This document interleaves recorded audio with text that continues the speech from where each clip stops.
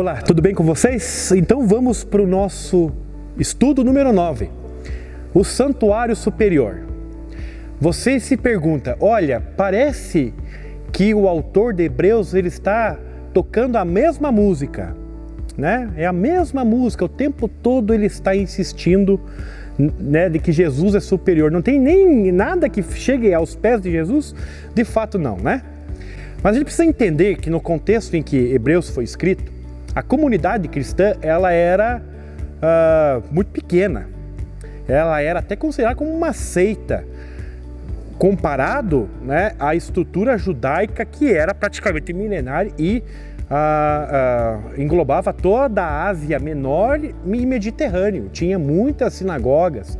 Então, esse é um dos princípios. E o outro princípio é que ser cristão é reconhecer o senhorio de Cristo sobre todas as coisas. E hoje nós vamos falar sobre o santuário, né, sobre o tabernáculo. E a gente vê algumas vezes, né, alguns cultos em que insistem em entrar com um tabernáculo, né, fazer uma espécie teatral, né? O teatro não tem problema nenhum, né, mas muitas pessoas entendem que aquilo é literal. Parece que está havendo uma volta às práticas do Antigo Testamento. E fica um alerta, o que Paulo dá aos Gálatas: se você quer viver no Antigo Testamento, cumpra toda a lei. O que, de certa forma, é impossível. Mas qual era a função do tabernáculo, né? Vamos voltar lá para o Antigo Testamento, Êxodo, Levítico, né? Qual que é a função, né, de uma espécie de uma arca, né, de um caixão grande, né, com algumas estruturas em que montava o tabernáculo, né, o povo ia acampando, né, em algumas planícies e aí tinha que montar o tabernáculo. Qual que é o sentido pedagógico disso? O sentido pedagógico é que mesmo o ser humano tendo pecado, caído, Deus está no meio do seu povo. Tá? E do seu povo não estou dizendo de um povo específico, não, Deus está no meio da sua criação, Ele é o Criador, né? E nesse sentido, a gente aprende no Antigo Testamento que Deus estava instituindo princípios de leis referentes ao relacionamento com Ele, né? Então aí uma série de leis, a questão da purificação, os rituais religiosos. Uma segunda lei era referente aos outros e a si mesmo, ou seja, no relacionamento com o outro. E o terceiro, o relacionamento com a terra. Então, o Antigo Testamento, você não pode espiritualizar o Antigo Testamento. Você precisa olhar por uma ótica de 3 elementos: povo, terra e Deus. Se você olhar dessa forma, você vai tirar uma aprendizagem, e o Antigo Testamento nos ensina muita coisa, no sentido de relacionamento entre Deus, o povo e a terra, mas de princípios de uma vivência em comunidade. Deus estava no meio do povo, Deus estava com o povo. E aqui que é interessante, quando João escreve o Evangelho, em que Jesus veio, né, para os seus não receberam, mas a todos aqueles quanto receberam, né, deu-lhes o poder de se tornarem filhos de Deus. Jesus tabernaculou aqui nesta terra. Jesus foi o próprio tabernáculo. Jesus foi o próprio Deus. Jesus foi o próprio sacrifício pelo seu povo, por toda a criação, por você e por mim. E nesse sentido, o que Hebreus está falando assim: deixem os velhos costumes, deixem a velha moda, né? O vinho novo não pode cair num barril velho, num odre velho. Você não faz remendo, né? Você não usa remendo velho em tecido novo, ou vice-versa. Então aqui existe uma decisão, a decisão de você viver a antiga ou a nova aliança.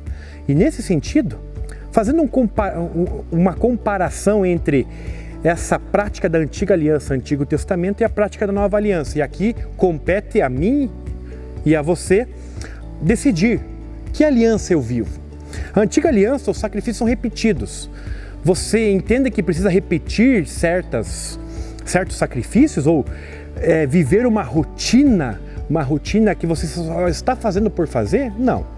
Né? Nós temos que ter a rotina da oração, da meditação, né? Da adoração a Deus, do convívio no meio da comunidade, mas aqui sacrifícios repetidos. Você precisa matar um cordeiro todo dia, ou quando você pecar, né? Precisa isso? Não. No Novo Aliança há um único sacrifício, que é Jesus Cristo.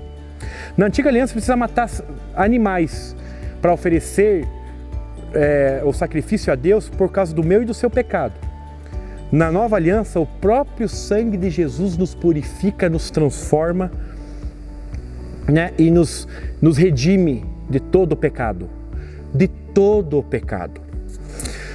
Na Antiga Aliança, os pecados, esses rituais, eles eram muito falhos, porque eram feitos por humanos. Ou seja, o pecado era encoberto, era como se você colocasse a sujeira por debaixo do tapete. Na Nova Aliança, o pecado é aniquilado. Aniquilado.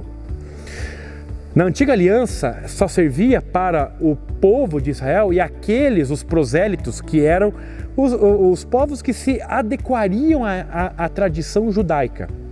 Ou seja, somente por Israel. Na Nova Aliança, é por todos os pecadores. Eu vou repetir, por todos os pecadores.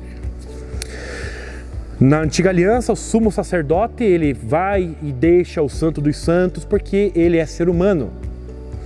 Na Nova Aliança, Cristo entrou no céu, onde permanece e intercede por nós. Está intercedendo por nós, como a carta de 1 João, né, de que Jesus é o nosso advogado, que intercede por nós. Na Antiga Aliança, o sumo sacerdote sai para abençoar o povo, né? O sumo sacerdote não pode se colocar no outro, porque ele também é pecador. Na Nova Aliança, Cristo está no meio do seu povo o tempo todo e virá um dia buscar o seu povo para dar continuidade à transformação da criação, a uma nova criação. Então, a decisão compete a você. Você prefere viver a Antiga Aliança ou a Nova Aliança? É isso que o texto de Hebreus, capítulo 9, vai falar, de que existe um santuário superior, um tabernáculo superior. E nesse sentido, dessa metáfora celestial, é de que Jesus cumpriu todos os requisitos do Antigo Testamento. Certo? Então, fica essa meditação para nós. Bons estudos, bom GP, e nos encontramos no nosso próximo estudo número 10.